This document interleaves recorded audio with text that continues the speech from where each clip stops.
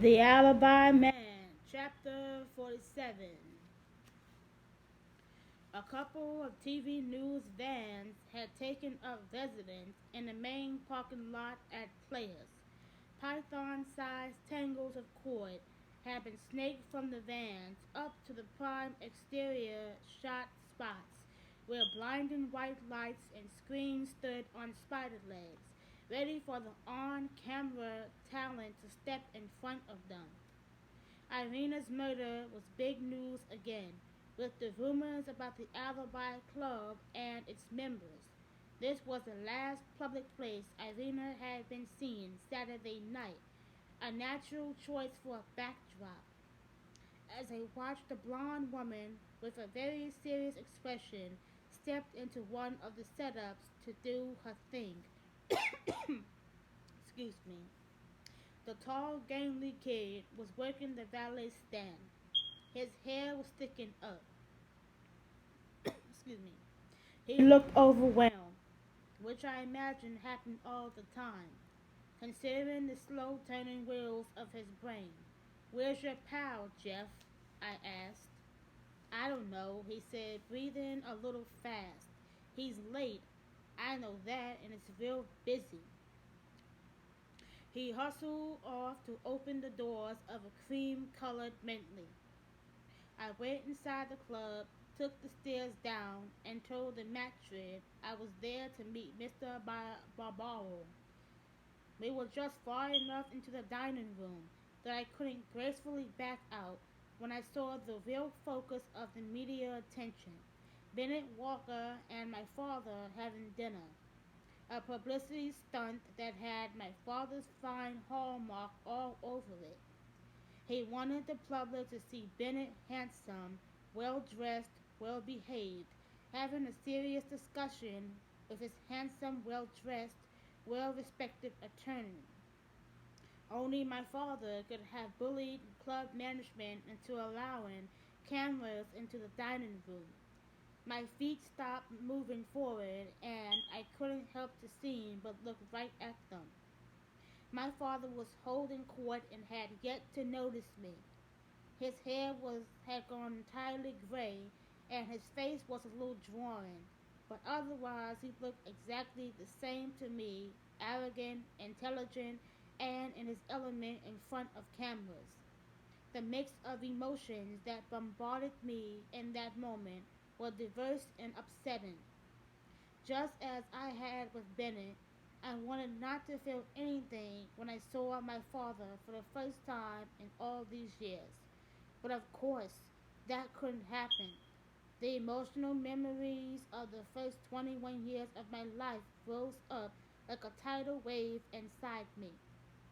Anger, rebellion, guilt, that devastating sense of inadequacy I had always felt when he looked at me with that cold, disapproving stare. The stare that met my eyes now as he sat at a table with the rapist and probable murderer who had shattered my world 20 years past. Elena, he said, with that same subtle hint of discontention as always, as if he were a king deigning to speak to a commoner. The backs of my eyes burned, and I was furious with myself for it. But I had only that split second to think about it, because a couple of still cameras and video cameras there to make my father and Bennett Walker the news at 11 swung toward me with the realization of who I was. I was trapped. I could leave and look like a coward or stay and face them both. There really wasn't a choice at all considering the options. I reached somewhere very deep inside me to hold my composure. He wasn't 10 feet away. I took a step and another toward him. Edward, I said, echoing his tone of voice exactly. I saw the almost imperceptible tension in his jaw. I had stopped calling him father when I was 12, a defiance he hated. I wouldn't be subservient to him.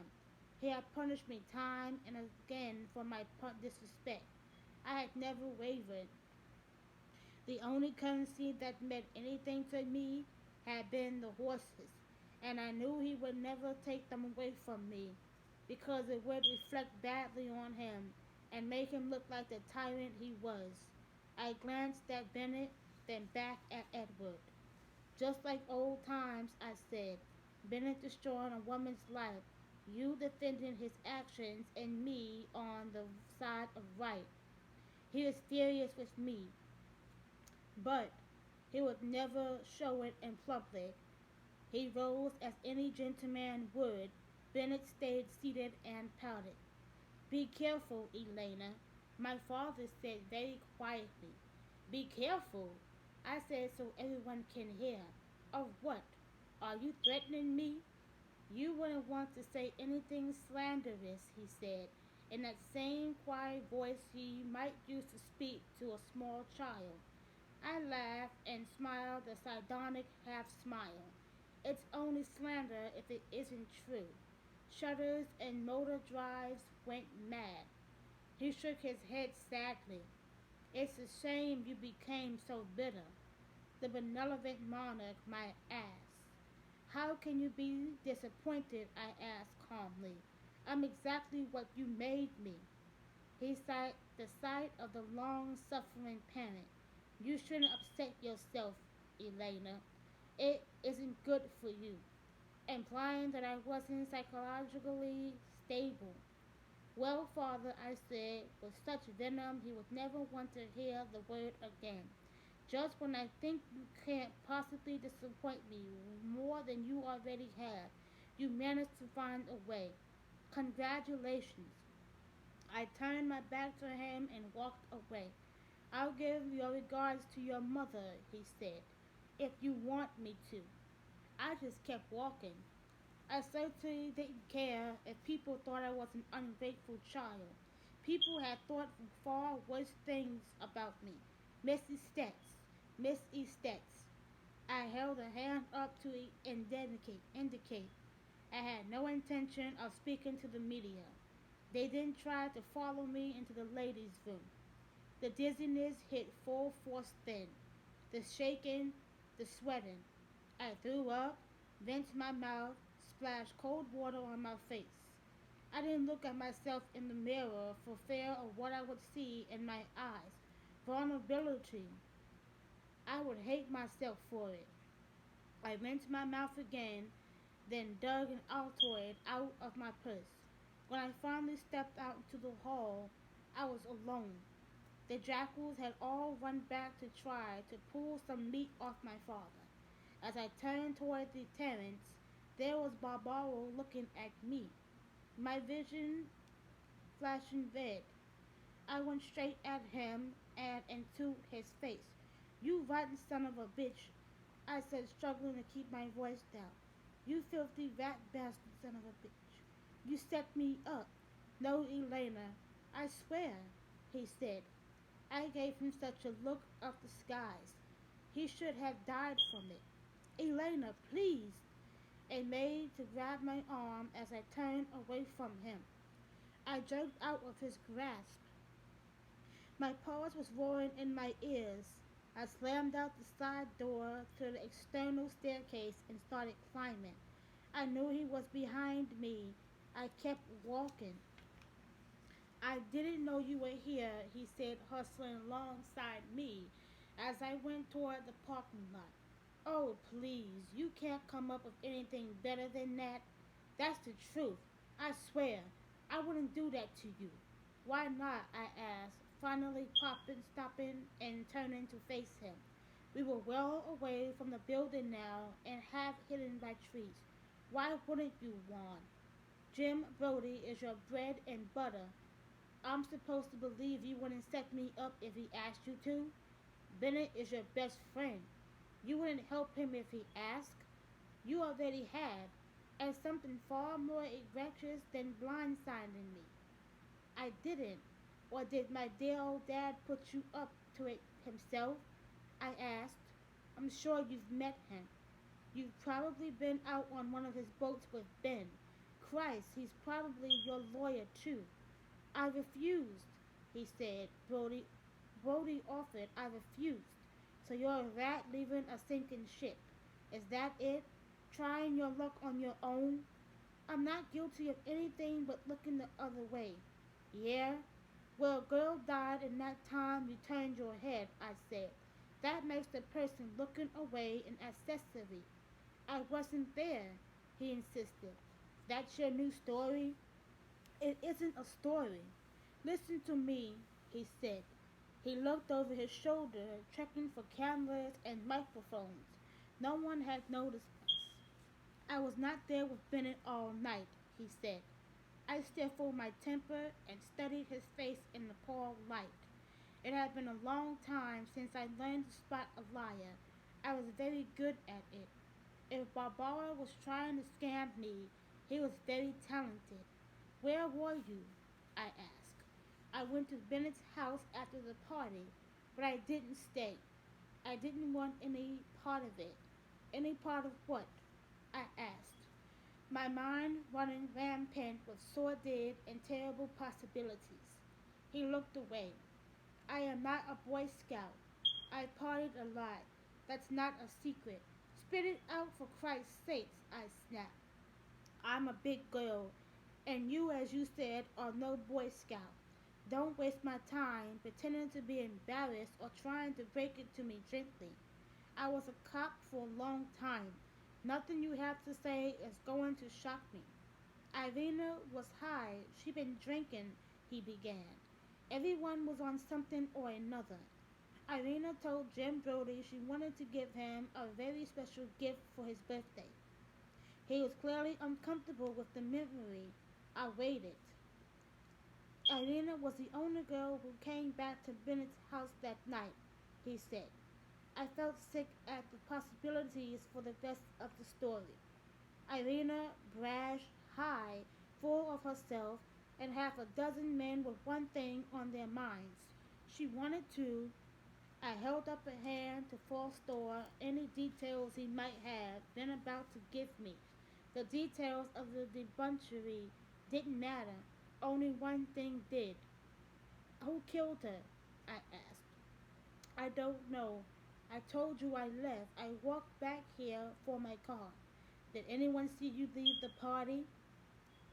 They were otherwise occupied. Did anyone see you walking? No. But I saw Beth, Lizbeth, when I got to the parking lot. Try again, I said. Lizbeth left the party at Players around 1. Barbara shrugged. I thought it was her. It looked like her. I was sitting in my car. She walked past. She looked at me. I remember thinking how strange to see her there. Then again, I had been drinking. I suppose I may have been mistaken. I suppose she may have been. You could ask her, he suggested. I made a non-committal sound. I remember Barbara's handsome face staring up at me from the cover of Sidelines magazine on a table in Lizbeth's apartment. I remember the snapshots of him and his buddies on the refrigerator in her kitchen.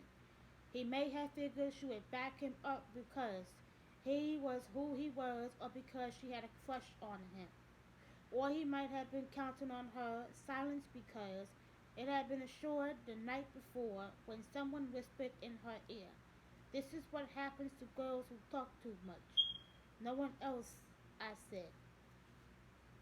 I saw the freak creeping around, he said. How did you get your car keys? I asked. I know you used a valet. They were gone by then. I gave them only the valet key. I keep my keys. And no one was here to see you? I said. No. You have no one to corroborate your story.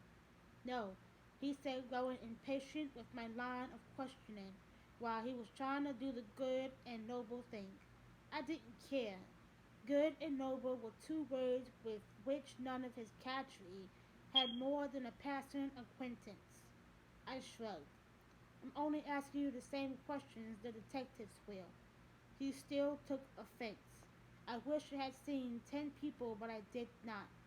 I didn't know I would need an alibi later, and it wouldn't have mattered if you had, would it? I said. All you had to do was pick up a phone, right? Barbara said nothing. He had no defense for that, and he knew it. Who killed her? I asked again. I don't know. Who do you think killed her? He rubbed his hands over his face and walked around in a little circle. I had a call from Bennett, he said, just before dawn. He needed an alibi? Yes. I remember that call myself. Not a phone call, a personal call. 20 years ago, 4 in the morning, I had been sound asleep. Bennett had let himself into my condo. The sound of the shower in the guest bath woke me and confused me. Why would he shower in a guest bath? When I went to ask him, the door was closed and locked. Still feeling unsettled, I had gone back to bed. Sometime later, he slipped under the covers next to me, warm and naked. And when I stared, he told me he had been there for hours.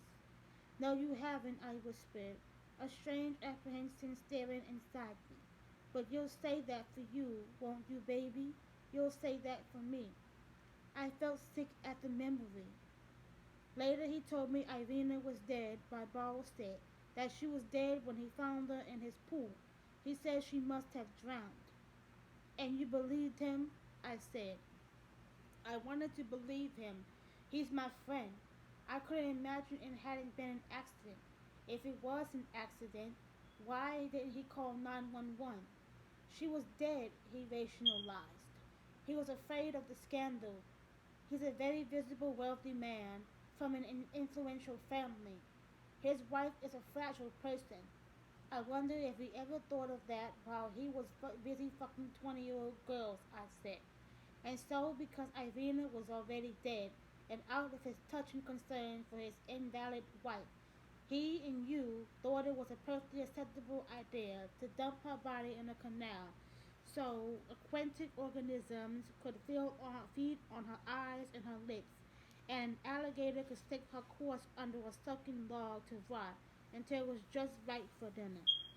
But Barbara squeezed his eyes closed, as if that would stop him from seeing the image I had just painted for him. His voice trembled a little when he said, I didn't know. I swear I didn't know what he did with her until I heard on Monday. And would it have made any difference to you if you had, Ron? I asked. I shook my head and held my hands up to prevent an answer. Don't answer. Don't bother. Neither of us spoke for a moment. Barbara stared off in one direction, thinking I don't know what. I stared off in another direction, thinking about the vibrant, promising young woman Irina might have been if not for a couple of twisted priorities and a half dozen men who believed the rules of decent society didn't apply to them. She had made a couple of stupid, careless choices. It was nothing short of tragic that she had paid for them with her life.